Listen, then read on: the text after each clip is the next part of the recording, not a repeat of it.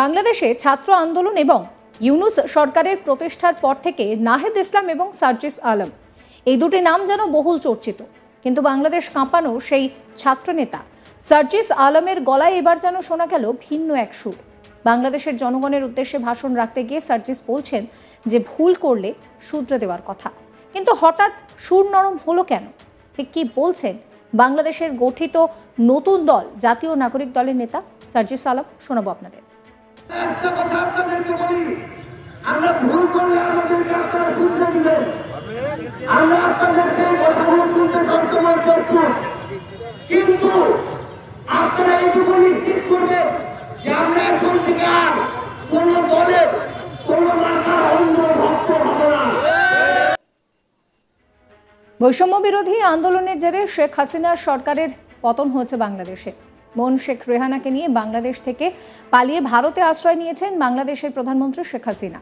কিন্তু হাসিনা পরবর্তী সময়ে অন্তর্বর্তী সরকারের প্রধান উপদেষ্টা মোহাম্মদ ইউনুস কিন্তু আদৌ সুবিধাজনক জায়গায় নেই। খালেদা জিয়ার বিএনপি থেকে শুরু করে জামাত সকলেই নির্বাচন চাইছে, যদিও জামাত পরিষ্কার করে দিয়েছে যে দেরি হলেও ক্ষতি নেই, কিন্তু উপযুক্ত সংস্কার করে তবেই যেন ভোটের ঘোষণা করা হয়। অন্যদিকে দ্রুত নির্বাচন চাইছে বিএনপি। এদিকে আওয়ামী লীগ ময়দানে নেই। এই পরিস্থিতিতে ভোট হলে সহজেই ক্ষমতায় আসতে পারে বিএনপি।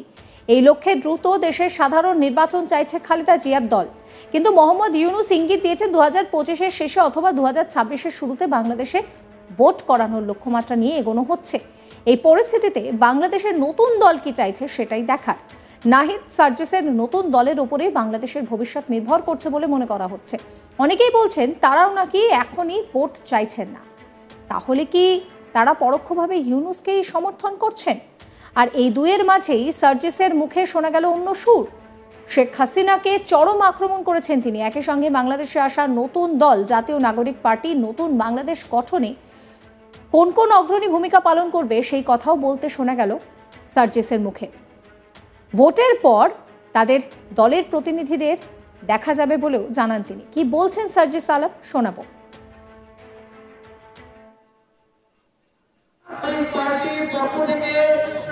আমার জন্মভূমি পঞ্চগড়ে যারা এখানে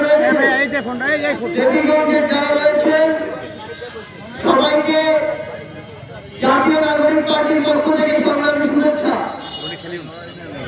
জাতীয় নাগরিক পার্টি 2024 সালের ছাত্র জনতার অভ্যুত্থানের পরে তরুণ প্রজন্মের হাত ধরে আত্মপ্রকাশ করেছে। এখানে আমি উত্তরাঞ্চলের 32টি জেলার মুখ্য সংগঠক হিসেবে দায়িত্ব পালন করছি। আপনাদের পঞ্চগড়ের ছেলে হিসেবে এই দায়িত্ব পালনকালে আমি আমার জায়গা থেকে আপনাদের কাছে সর্বাত্মক সহযোগিতা চাই। আপনাদের উদ্দেশ্যে বলতে চাই, বাংলাদেশে বিগত 53-54 বছরে আমরা অনেক ধরনের সরকার দেখেছি, অনেক ধরনের সরকার প্রধান দেখেছি, কিন্তু বিগত 16 বছরে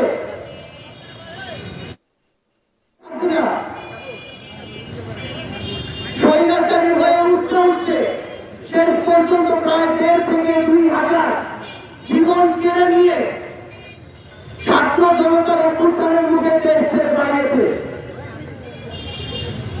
এরপর তরুণ প্রজন্মের হাত ধরে বাংলাদেশে এই যে নতুন রাজনৈতিক দল এসেছে, আমরা আমাদের জায়গা থেকে বাংলাদেশের প্রত্যেকটি জেলা উপজেলায় কাজ শুরু করেছি। আমরা খুব শীঘ্রই আপনাদের দ্বারে দ্বারে যাব। এতদিন ধরে বাংলাদেশে যে বিভিন্ন সিস্টেমগুলো দেখেছি, বিভিন্ন অন্যায় অত্যাচার, জুলুম, মিথ্যা মামলা, হয়রানি, চাঁদাবাজি, সিন্ডিকেট এগুলো দেখেছি। আমরা এগুলোর বিরুদ্ধে আমাদের জায়গা থেকে সবসময় আমাদের প্রতিবাদ জারি রাখবো এবং যেখানে এগুলো দেখবো সেখানে আমরা এগুলোকে প্রতিহত করব। আমরা কথা দিয়ে শুধু আমাদেরকে আপনাদের সামনে উপস্থাপন করতে চাই, ব্যাপারটি এমন নয়। আমরা কাজ করে দেখাতে চাই এবং সেই কাজের সুযোগটি আপনাদের কাছে চাই। আমরা খুব শীঘ্রই আপনাদের দ্বারে দ্বারে আমাদের দল জাতীয় নাগরিক পার্টির পক্ষ থেকে পৌঁছে যাব। আমরা বিশ্বাস করি আগামী বাংলাদেশে যে নতুন বাংলাদেশ আসছে, এখানে দলের নাম দেখে কিংবা কোনো মার্কা দেখে কেউ আর ভোট দিবে না। বরং কোন লোকটা কেমন, কে কেমন কাজ করছে, তার কথার সাথে কাজের মিল কেমন, এই জিনিসগুলো দেখে আগামী বাংলাদেশের মানুষ বিভিন্ন মার্কা এবং দলে ভোট দিবে। এতদিন ধরে এই গণমানুষকে, সাধারণ মানুষকে নেতারা বিভিন্ন ভাবে ব্যবহার করেছে। তারা খালি ভোটের আগের দিন ভোট চাইতে চায় আর হাতে কিছু টাকা ধরা দেয়, আর ভোটটা শেষ হওয়ার পরে তারপরে একটা পিয়ন পদ, একটা ভিজিবি কার্ড, একটা বয়স্ক ভাতা কার্ড, যে কাজে তার কাছে যান না কেন, কাজ হওয়ার আগে তারা টাকার জন্য হাত পেতে বসে থাকে। এই নতুন বাংলাদেশে এগুলো আর হতে দেওয়া যাবে না। যে যে জায়গা থেকে জনপ্রতিনিধি হিসেবে কাজ না করে সাধারণ মানুষের কাছে লুটপাট করবে, তাদেরকে জনপ্রতিনিধি হিসেবে আর এই বাংলাদেশে মেনে নেওয়া যাবে না। একটা জিনিস মনে রাখবেন, 5 বছরে একদিন যদি আপনি তার কাছে কিছু নেন, বাকি 5 বছর সে এই সুযোগ কোন মেম্বার, চেয়ারম্যান, মেয়র, এমপি, মন্ত্রী কাউকে আর দেওয়া যাবে না। আমরা আপনাদের অনেকের সন্তানের মতো, অনেকের ভাইয়ের মতো, অনেকের নাতির মতো। আমরা একটা কথা আপনাদেরকে বলি, আমরা ভুল করলে আমাদেরকে আপনারা শুনতে দিবেন। আমরা আপনাদের সেই কথাগুলো শুনতে সবসময় প্রস্তুত, কিন্তু আপনারা এইটুকু নিশ্চিত করবেন যে আমরা এখন থেকে আর কোন দলের, কোন মার্কার অন্ধ ভক্ত হব না। যদি আপনি অন্ধ ভক্ত হন, আপনার মূল্য আর কেউ দিবে না। মনে করবে কিছু দিলেও আছে, না দিলেও আছে, দেওয়ার দরকারটা কি, কথা শোনার দরকারটা কি। ওই দিন এখন আর নাই। যদি ওই দিন থাকতো তাহলে এত বড় আন্দোলনের মুখে হাসিনা চলছে দাঁড়াইত না।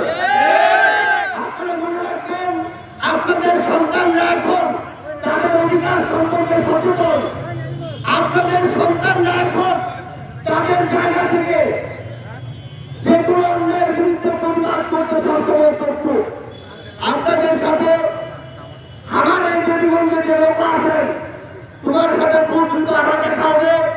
দেবীগঞ্জের প্রত্যেকটা গ্রামে, ইউনিয়নের রাস্তাঘাটে আমরা আমাদের মার্কালে হেঁটে, দলের নামে হেঁটে তোমার ভোটে বসবো।